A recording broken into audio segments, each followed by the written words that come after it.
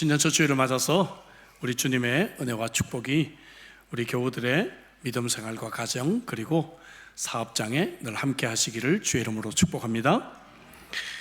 우리 기독교인들은 60간지를 믿는 것은 아닙니다. 하지만 한국의 전통이기 때문에 한 번쯤 생각도 해보고 한 번쯤 들어보기도 합니다. 금년은 을사년이다 그렇게 말을 하죠. 을이란 말은 푸르다는 말이고요, 사는 뱀입니다. 그래서 금년은 푸른 뱀의 띠다 그렇게 말을 하죠.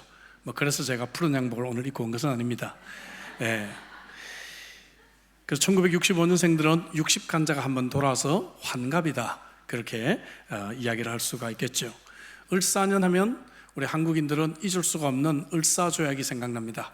1905년 일본이 강제로 맺은 그 조약으로 인해서 조선을 사실상 일본의 속국으로 삼게 되었기 때문에 그래요. 일반적으로 뱀을 좋아하는 사람은 없어요. 여러분 뱀 좋아하는 분 계십니까? 물론 어른들은 옛날에 뱀탕을 좋아하긴 했지만 뱀 자체를 아마 좋아하는 분들은 아마 없는 것 같아요. 실제로 전 세계적으로 통계를 보니까 1년에 무려 13만 명이나 아직도 뱀에 물려 죽습니다. 이 뱀에 물려 죽는 사람들이 아직도 많이 있어요. 뱀과 관련된 많은 한자어들이 있지만 우리에게 익숙한 건 한 두 가지 정도가 아닌가 싶어요. 첫째는 사족이란 말이 있습니다. 사족을 달지 말라 그런 말 들어보셨죠? 이 뱀의 다리란 말입니다. 뱀의 다리. 이런 뱀의 다리가 있어 없어요? 없잖아요. 그러니까 없는 뱀의 다리를 괜히 그림에 그려 넣어서 작품을 망치지 말라 그 말이에요. 그러니까 쓸데없는 말을 덧붙이지 말라 그런 의미로 사족을 달지 말라 그런 표현이 있고, 또 장사진을 쳤다 이런 말 들어봤어요? 이 긴 장자에 뱀사자입니다. 그래서 이 말은 이 손자병법에 나오는 말이에요. 손자병법을 썼던 손무가 이런 말을 했습니다. 이 전쟁 중에 가장 중요한 덕목이 단결인데 큰 뱀의 머리를 치면 꼬리가 덤비고 꼬리를 치면 머리가 덤비니 당할 재간이 없다. 병사들이 전투에서 큰 뱀처럼 길게 진을 치고 머리와 꼬리처럼 서로 합하면 상대를 이길 수가 있다. 이 말에서 이제 유래가 되었다고 합니다. 그래서 요즘은 많은 사람들이 줄지어져 있으면 장사진을 치고 있다 이런 표현들을 우리가 쓰게 되는 것입니다. 성경에 뱀이 나올까요? 뱀이 나와요. 뱀이 한 50분 정도 나옵니다. 나오는데 성경에 나오는 이 뱀은 대부분 매우 부정적인 의미로 등장을 합니다. 성경 처음에 나오는 창세기에서도 사탄으로 뱀이 나오고요, 요한계시록, 성경 맨 끝 요한계시록에서도 뱀은 사탄입니다. 그러니까 뱀은 굉장히 좋지 못한 이미지로 등장을 하고 있어요. 그런데 예수님께서 뱀에 대해서 딱 두 번 매우 긍정적인 말씀을 하셨어요. 하나는 마태복음 10장 16절입니다. 제자들을 향해서 뭐라고 얘기하셨는가 하면은 뱀같이 지혜롭고 비둘기같이 순결하라 이런 말씀을 하셨단 말이에요. 뱀이 상당히 영리한 것을 가지고 우리가 이처럼 지혜롭게 살라고 하는 그러한 예수님의 말씀이 있습니다. 저와 여러분들이 뱀같이 지혜롭게 사는 을사년이 되기를 간절히 소망합니다. 그럼 어떻게 사는 것이 지혜로운 것인가? 여러분, 그것은 인생의 마지막에 웃는 것입니다.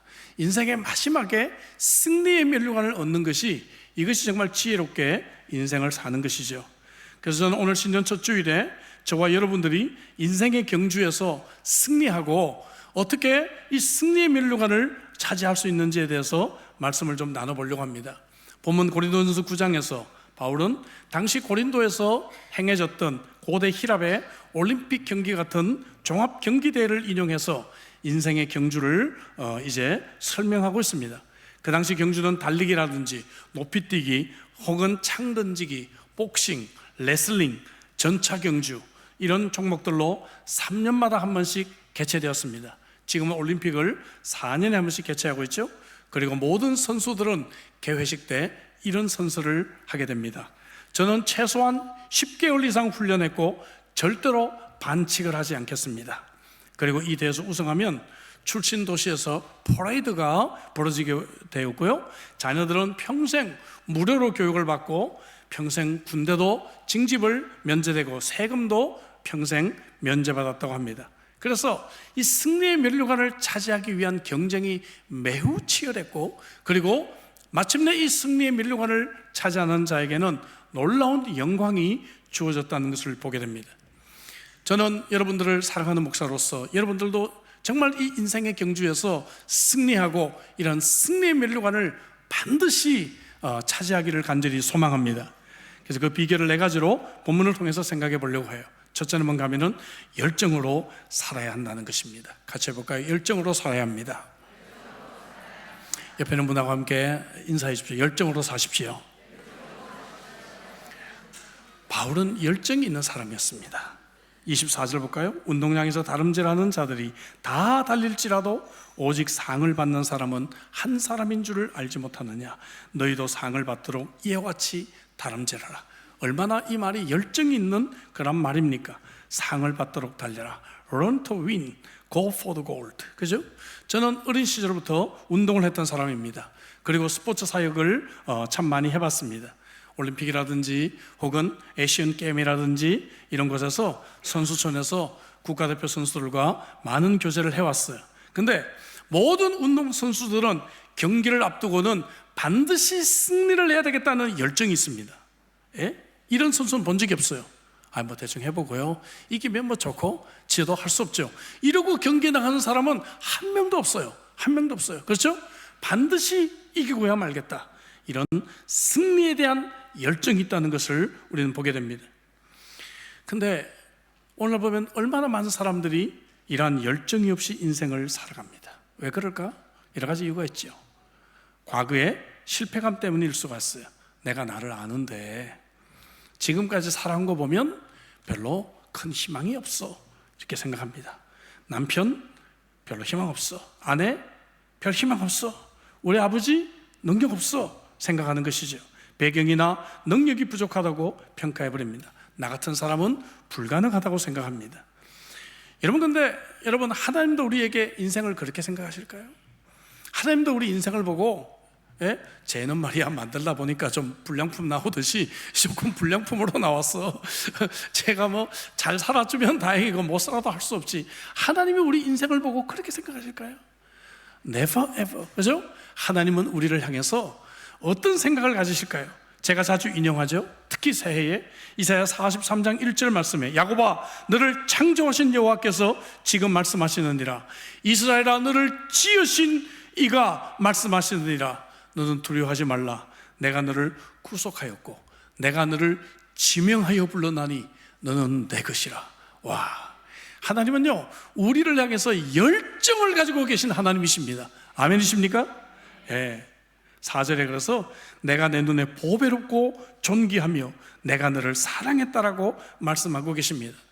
하나님은 우리 인생을 바라보실 때 정말로 너무너무 귀하게 창조했고 예수 그리스도의 십자가의 보혈을 통해서 구속하신 값진 인생이기 때문에 우리 인생의 열정을 가지고 기대를 갖고 계신다는 말씀이죠. 근데 우리는 그런 열정이 없어요. 나 안 돼 생각합니다.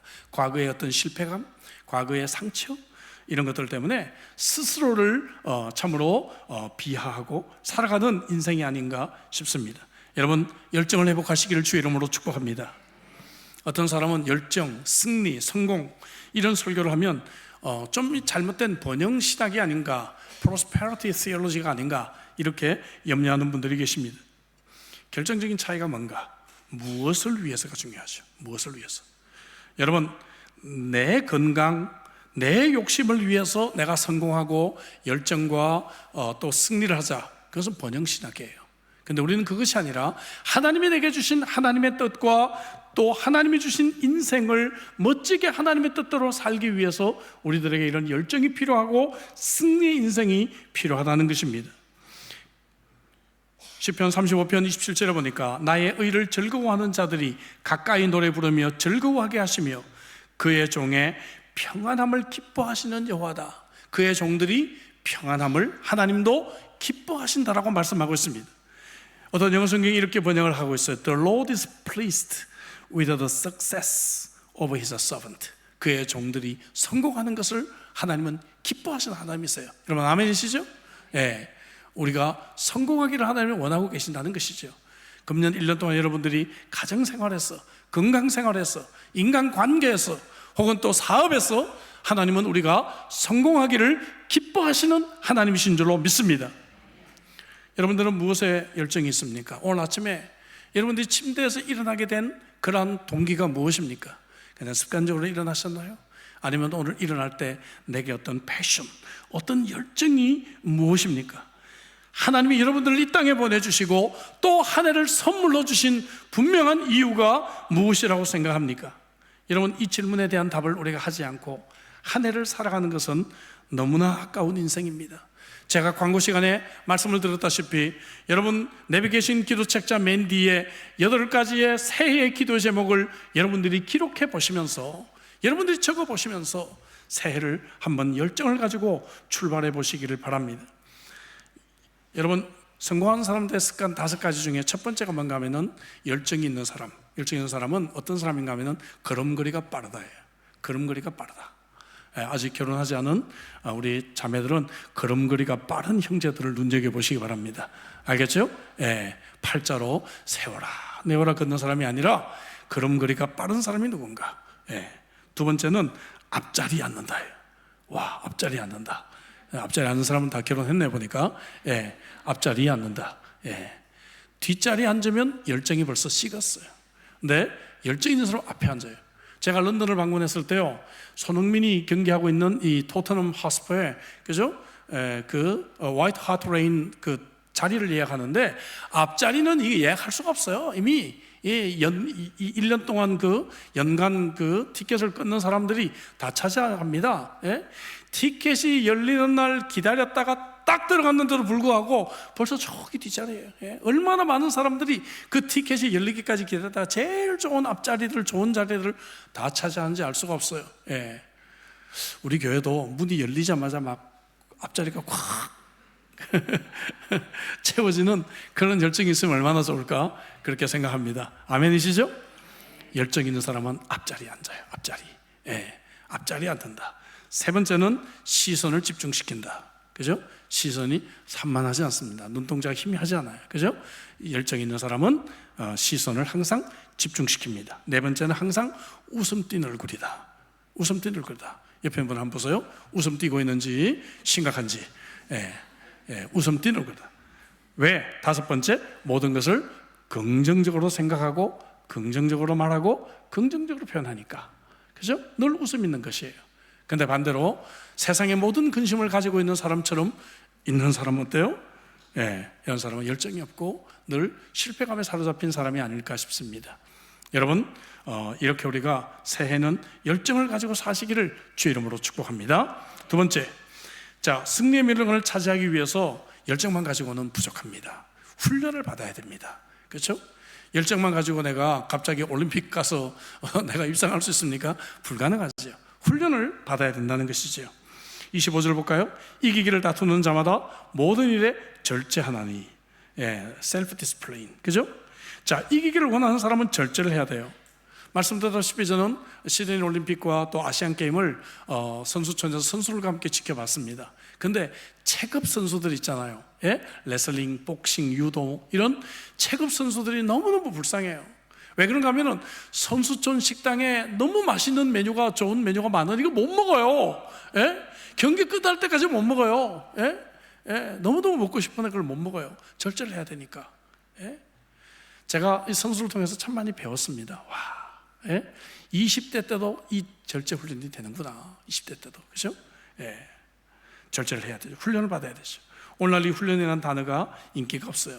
교회도 모여서 밥 먹으라 그러면 인기가 있는데 훈련 받자 하면 인기가 없어요. 싫어합니다.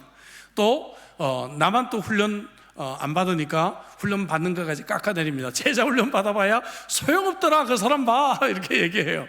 근데 저는 생각이 틀립니다. 제자 훈련 받을 때라도 달라요. 그렇죠? 제자 훈련 받을 때도 달라요. 제자 훈련에 참여하는 그 시간이 복된 시간인 줄로 믿습니다. 2주 후에 제가 말씀 묵상 훈련이 있다고 했는데요, 우리 신앙생활에서 너무너무 중요한 시간이죠. 그렇지 않아요? 우리가 말씀을 늘 함께 우리가 가지고 생활해야 되는데, 우리 교회의 강점이 말씀 훈련 아니겠어요? 우리 모든 교우들이 동참하고 훈련을 받을 수 있기를 주의 이름으로 축복합니다.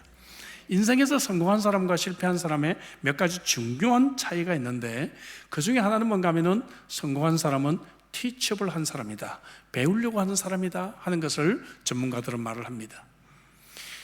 그래서 이 성공한 사람들은 항상 메모지를 가지고 다녀요. 그래서 항상 기록하고 배웁니다. 그런데 실패한 사람은 뭔가 하면 매너리즘에 빠졌어요. 그래서 48세 되면 직장에서 다 명퇴시키는 거죠. 그죠? 왜냐하면 한 20년 직장 생활을 하고 나니까 뭔가 정리가 된 게 있어가지고 새로 들어오는 신입사원이 좀 창의적인 얘기를 해도 나도 예전에 네 나이 때 해봤어 뭐 이러면서 뭡니까? 이 회사의 발전을 가로막고 있기 때문에 다 명퇴. 그리고 60이 돼서도 직장에서 남아있는 사람은 다 임원들입니다. 임원들. 이 사람은요 늘 티치업을 하고 자기를 뭡니까? 개발할 수 있는 사람들이에요. 이 젊은이들은 못지않게요 이 페이스북하고 인스타그램 다 해요. 다 합니다. 젊은이들은 못지않게 문화대로 살아가고 있는 사람들이지요.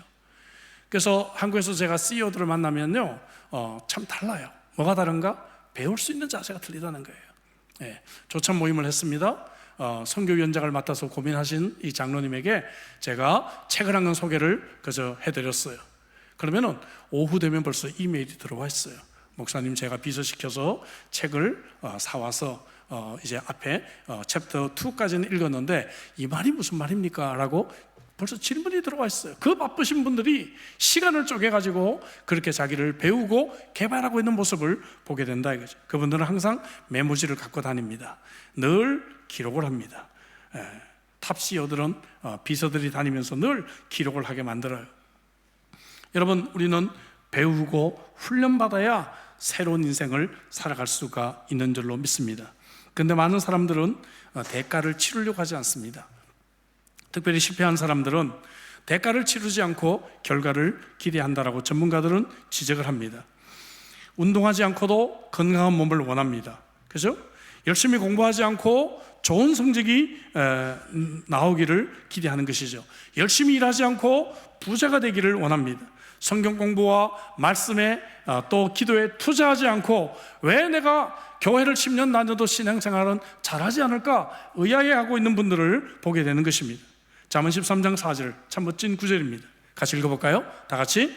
게으른 자는 마음으로 원하여도 얻지 못하나 부지런한 자의 마음은 풍족함을 얻느니라.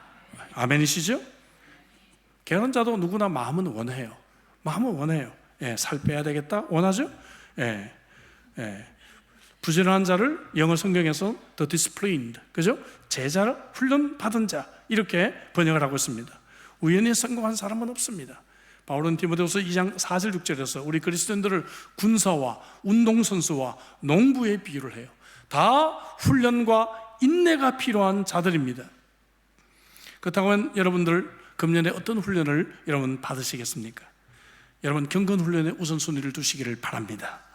말씀 훈련을 좀 받아보시기 바랍니다. 기도 훈련이 좀 더 필요하다고 생각하지 않으세요? 내일부터 우리가 한 해를 살아갈 수 있는 은혜를 달라고, 내 기도문이 열리게 해달라고 새벽에 나와서 함께 기도로 우리가 출발해야 된다고 생각되지 않습니까? 내가 새로운 사역을 금년에 맡았으면 이 사역을 어떻게 내가 잘 감당할 수 있을까 배우고 훈련이 필요하다고 생각되지 않습니까? 금년 한 해 동안에 내가 정말 하나님을 알지 못하는 다른 민족에게도 복음을 전하기 위해서 내가 영어를 좀 더 배워야 되겠다, 그런 마음이 좀 들지 않습니까? 내 성품과 내 습관에서는 어떤 훈련이 내게 더 필요할까요? 사랑하는 성도 여러분, 우리가 승리에 밀려가는 그냥 주어지는 것이 아닙니다. 금년 1년 동안에 여러분들이 훈련에 매진하고 열심히 배울 때 하나님께서는 우리를 승리로 이끌어 주실 줄로 믿습니다. 세 번째로, 우리는 승리의 밀려간을 위해서 바른 목표 설정을 할 수 있어야 합니다. 26절을 볼까요? 그러므로 나는 다름질하기를 향방 없는 것 같이 아니하고 싸우기를 허공을 치는 것 같이 아니한다 했습니다. 여기 달리기와 복싱이 이제 인용이 됐습니다. 달리기를 할 때 분명히 꼬린 지점이 있는데 엉뚱한 방향으로 막 뛰어간다고 해서 우리가 입상을 할 수 있는 것이 아닙니다. 목표점을 향해서 뛰어가야 되는 것이죠. 복서들이 허공을 아무리 친다고 해서 점수를 얻을 수 있는 것이 아닙니다. 반드시 목표물에 타겟에 집중해야 한다는 것입니다. 우리가 바쁘게 인생을 살아가는데 왜 우리 인생은 늘 이 모양일까? 왜 늘 되돌이표일까? 이유가 있어요. 반드시 이유가 있습니다. 그래서 오늘날 보면 인생 컨설팅하는 회사들이 많이 생겼습니다. 이유가 있기 때문에. 이 사람의 생활 습관이나 목표 설정이 잘못되기 됐거나 혹은 이 사람의 어쨌든 삶의 루틴이 문제가 있거나 혹은 이 사람의 어느 생활에 문제가 있거나, 그래서 딸들이 나중에 대학 들어가서 아르바이트해서 돈 벌면 아빠들 이 코칭 스쿨에 막 이렇게 보내주잖아요. 예? 아빠 말부터 좀 고치게 하려고 코칭 스쿨에 막 보내주고 합니다. 목표가 참 중요해요. 구체적인 목표. 제가 한번 인용해 드린 적이 있는데, 제가 학창시절 때 배웠던 영어 문장이 있죠. 참 저는 이 센텐스를 좋아합니다. Strong people have a goal, but weak people only have wishes. 그죠? 약한 사람은 늘 위시만 있어요. 되고 싶은 마음만 있어요. 그러나 강한 사람들은, 강자들은 항상 분명한 목표를 가지고 있다는 것입니다. 그 목표 아래서 시간을 낭비할 것이 없고 돈도 낭비할 것이 없는 것이 나오는 것이죠. 목표가 없으면 시간이나 돈이 무한정이 있다고 우리는 늘 생각을 합니다. 잠언 17장 24절 말씀, 지혜는 명철한 자 앞에 있거늘 미련한 자는 눈을 땅 끝에 둔다라고 했습니다. 근데 영어 성경 번역한 것이 굉장히 흥미로워요. An intelligent man aims at wise action, but a foolish starts off in many directions. 어리석은 사람은 많은 방향을 시도해요. 사업도 이거 했다가 조금 하다가 또 접고, 또 이거 하다가 또 안 된다 또 접고, 이거 하다가 또 접고 하는 분들을 보게 됩니다. 한 가지를 좀 꾸준하게 해야죠. 그죠? 바른 목표를 세웠으면 한 가지 목표를 우리는 집중할 필요가 있다는 것입니다. 여러분, 식당 가서 음식을 주문하는데 웨이트레스가 뭘 주문하시겠습니까? 했는데 아무거나 그냥 주세요. 아무거나. 그러면은 웨이트레스가 황당하지 않겠어요? 손님 죄송합니다, 저희 32가지 메뉴가 있는데 이 중에서 하나 골라주셔야 됩니다. 아이, 저는 아무거나 먹는다니까요. 아무거나 주세요. 여러분, 우리가 이렇게 한 해를 시작하고 있지 않나요? 그냥 되는 대로 사는 거지 뭐. 되는 대로 그냥 우리가 오늘 살고 일주일 사는 거지. 이것과 똑같은 것이죠. 일에 파묻혀서 열심히 살아가는데 늘 뭡니까? 방향이 없고 삶은 불만족스럽다는 것을 보게 됩니다. 바울은 분명한 목표가 있었습니다. 빌립보서 3장 13절부터 보면, 형제들아, 나는 아직 잡은 줄로 여기지 아니하고 오직 한 일 뒤에 있는 것은 잊어버리고 앞에 있는 것은 잡으려고 표대를 향하여 그리스도 예수께서 예수 안에서 하나님이 위에서 부르신 부름의 상을 위하여 달려가노라. 얼마나 이 goal oriented person, 그죠? 얼마나 이 목표가 분명하게 정리가 되어 있는 그러한 사람입니까? 뒤에 있는 것은 잊어버리고, 그죠? 뒤에 있는 것을 잘 잊어버리고 정리할 수 있어야 현재의 삶이 가능하고 미래 계획이 가능하게 된다는 것을 보게 됩니다. 그렇지 않으면 백미러를 보고 운전하고 있는 사람과 같아요. 백미러만 보고 운전을 하면 어떻게 되겠어요? 사고가 나겠죠. 가끔씩은 봐야 되지만 우리는 전방을 향해서 나아가야 할 줄로 믿습니다. 여러분들이 금년에 세운 목표가 있으십니까? 성경 읽기 목표를 세워보셨나요? 기도의 목표를 세워보셨나요? 나는 밤 10시에 내비게이션 기도와 우리 가정을 위해서 10분간이라도 기도할 거예요. 그런 여러분들의 목표가 필요해요. 첫 한 달은 여러분 알람을 해놓으세요. 알람을 해서 여러분들이 정말 그 시간을 좀 지켜나가는 습관을 가져야 합니다. 전문가들은 우리가 40일 동안 끊임없이 훈련되면 습관이 될 수 있다고 얘기를 합니다. 그러니까 내년 2월 다음 달 2월 한 15일 정도까지 여러분들이 매일 습관을 한번 들여보면 이것이 우리 인생의 습관이 될 수가 있다, 그렇게 말을 합니다. 여러분들이 또한 헌금 생활은 어떻게 하기로 계획하셨나요? 오늘 선교헌금 작정을 하는데 도대체 얼마를 해야 될지 모르겠다 하는 분들이 계십니다. 우리 교회는 1년에 6만 불 선교헌금의 예산을 세웠어요. 한 달에 5천 불 헌금이 나와야 돼요. 한 달에 5천 불. 그러니까 여러분들이 재직이다 그러면 재직이 한 100명 정도 된다 그러면 벌써 계산이 나오는 거죠. 우리는 뭐 얼마를 하십시오 이런 얘기 하지 않습니다. 여러분들 형편이 부족하면 적게 하고, 형편이 있는 사람들은 더 많이 할 수가 있는 것이죠. 하지만 중요한 것은 내가 계획을 세워서 우리의 자녀들도 동참을 시키고 또 그리고 계획적으로 하는 것이죠. 어떤 분들은 헌금 생활도 기분대로 하시는 분이 계세요. 설교가 좀 은혜로웠으면 좀 더 헌금을 많이 하고, 설교가 좀 안 은혜로웠으면 에이 하고 헌금도 안 하고, 그것이 아니라 우리가 정말 계획을 세워서, 건강에 계획이 있으십니까? 건강에 내 건강을 어떻게 관리하겠다, 그렇죠? 자녀들과 어떻게 시간을 보내겠다. 한 달에 한 번 자녀들과 함께 꼭 식사의 시간을 마련하시고, 그리고 이 시간을 통해서 서로 의미 있는 대화들을 해나가고 하면 우리의 자녀들도 가정에서 우선순위가 있다는 것을 배우게 될 것입니다. 세 가지를 말씀드렸습니다. 첫째는 열정을 가지십시오. 그죠? 네, 말씀을 드렸고요. 두 번째는 우리가 훈련을 받고 배우자 말씀을 드렸고, 세 번째는 바른 목표 설정을 하자라고 말씀을 드렸습니다. 네 번째로 마지막으로 우리가 인생의 참으로 경주에서 승리의 멸관을 차지하기 위해서는 포기하지 말고 완주해야 할 줄로 믿습니다. 저는 지난주 설교에서 끝까지 달리자는 설교를 했어요. 그래서 지난주 설교를 이어서 신년 설교를 준비했습니다. 구체적인 목표를 세웠다면 이제는 달리되 포기하지 말아야 돼요. 중간에 끝까지 가야 합니다. 27절 볼까요? 내가 내 몸을 쳐 복종하게 하면 내가 남에게 전파한 후에 자신이 도리어 버림을 당할까 두려워함이로다. 그죠? 내 몸을 쳐 복종하기까지 나는 달릴 것이다. 그리고 맨 마지막에 나는 결코 그렇게 정말 부끄러운 실패한 인생을 살지 않을 것이다. 인생의 마지막 순간을 생각하며 바울은 인내의 사람을 살아가고 있는 것입니다. 아까 제가 평범한 사람과 비범한 사람의 차이를 말씀드렸는데 또 한 가지 결정적인 차이가 뭔가 하면은 인내에 따라 달려있다고 합니다. 인내. 그러니까 정말 이 위대한 사람들은 늘 더 잘 버팁니다. 이겨냅니다. 어려움이 있고 고난이 있어도 이겨냅니다. 더 잘 버티는 것이죠. 그러나 평범한 사람은 그 버티는 그 시간이 짧다는 것이죠. 좀 하다가 안 되면 금방 give up 한다는 것이죠. 히브리서 12장 1절부터 3절 이러므로 우리에게 구름같이 둘러싼 허다한 증인들이 있으니 모든 무거운 것과 얽매기 쉬운 죄를 벗어버리고 인내로써 우리 앞에 당한 경주를 경주하며 믿음의 주요 온전하게 하신 이인 예수를 바라보자 했습니다. 영어 성경에 이렇게 번역했습니다. Never give up, never give up. 그리고 좀 넘어가면 Let us look only to Jesus. 예수님만 바라보고 마지막에 Don't get tired and stop trying. 우리가 피곤하지 말고 우리가 멈추지 말자. 인내로 끝까지 달려가자라고 말씀하고 있습니다. 여러분, 한 해를 지나면서 인생의 무게를 점점 느끼게 되실 것입니다. 여러분, 포기하고 있는 꿈이 있을까요? 뭔가 시도하다가 중간에 멈춘 일들이 있을까요? 인간관계에서 좀 시도하다가, 화해를 시도하다가, 개선을 시도하다가, 자녀들과의 관계에서 지금 그냥 포기하고 스톱된 상태에 있는 부분이 혹시 있을까요?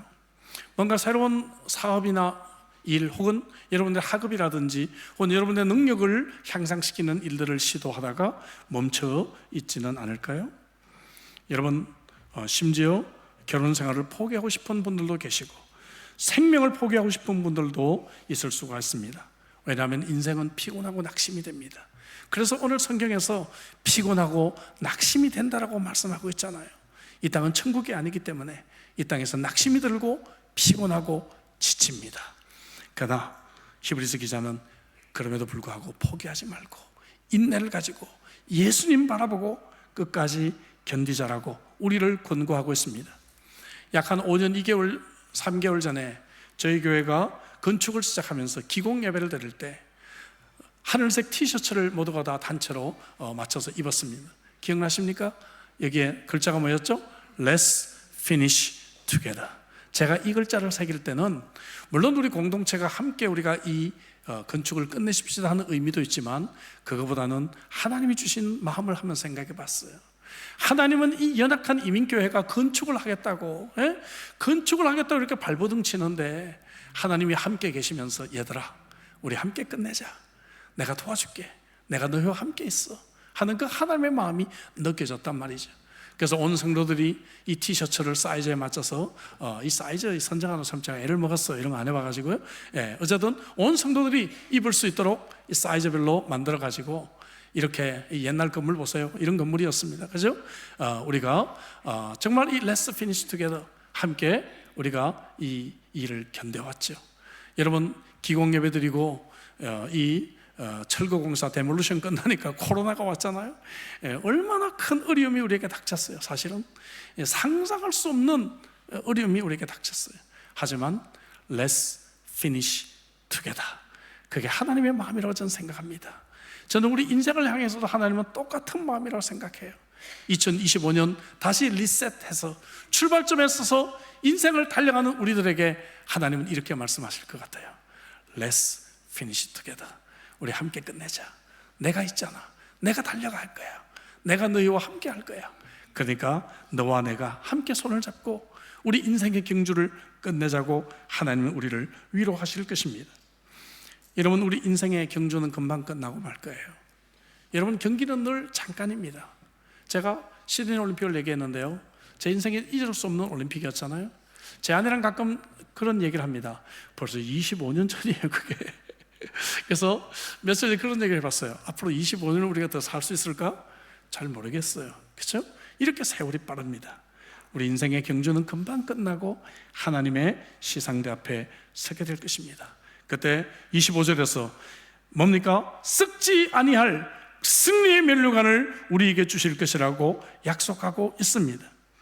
하나님은 그래서 우리를 함께 하실 것이기 때문에 로마서 8장 37절에 이 모든 일에 우리를 사랑하신 이로 말미암아 우리가 넉넉히 이길 수 있다라고 그렇게 외쳤던 것입니다.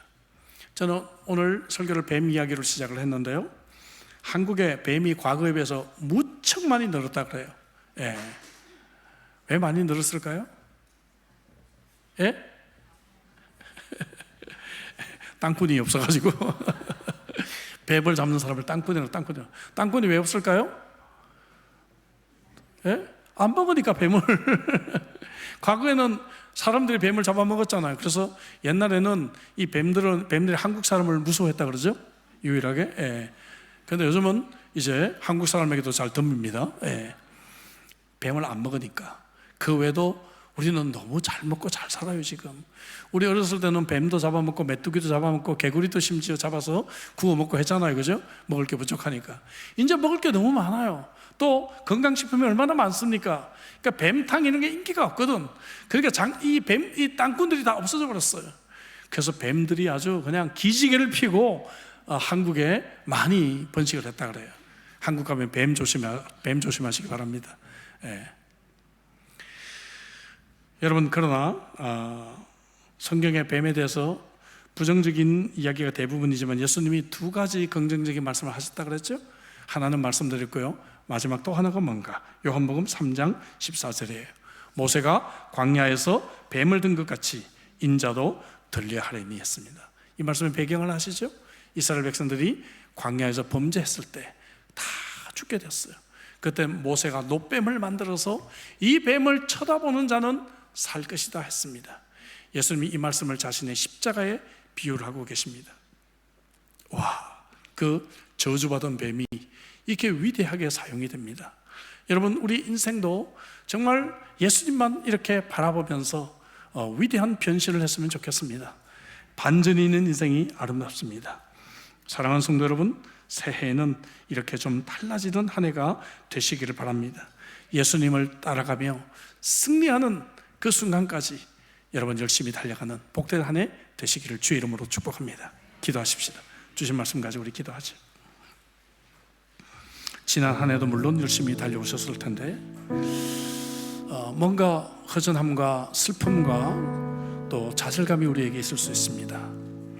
특별히 우리가 나이가 한 50이 되면 괜히 이때 되면 마음이 참으로 울적해지고 힘들어집니다. 몸이 아픈 사람은 몸 때문에 그러고요, 마음이 힘든 사람은 마음 때문에 그러고, 자식들을 바라보면 이제 자식들이 내 손아귀에서 벗어나기 시작하면서 내가 무엇을 위해 인생을 살았나 생각이 들기도 하고요, 여러 가지로 허무한 마음들이 찾아올 수가 있어요. 여러분, 이것은 세상이 주는 마음입니다. 마귀가 주는 마음입니다. 하나님은 우리들에게 2025년 이 한 해를 멋진 선물로 우리에게 주셨습니다. 여러분, 열정을 회복하시길 바랍니다. 내일부터 새벽을 깨우는 여러분들이 되시길 바랍니다. 힘있게 한번 살아보십시다. 훈련을 받고 배우며 정말 우리가 한 해 하나님이 쓰시는 그릇으로 준비될 수 있기를 바랍니다. 여러분들 목표는 무엇입니까? 오늘 저녁에 꼭 여러분들의 인생의 목표, 금년의 목표를 한번 여러분들이 설정해 보십시오. 금년 한 해 기도 제목을 작성해 보십시오. 그리고 마지막으로 우리는 힘들고 어렵더라도 포기하지 말고 끝까지 달려가십시다. 주신 말씀 가지고 우리 한번 통성으로 한번 기도하겠습니다. 기도하시겠습니다.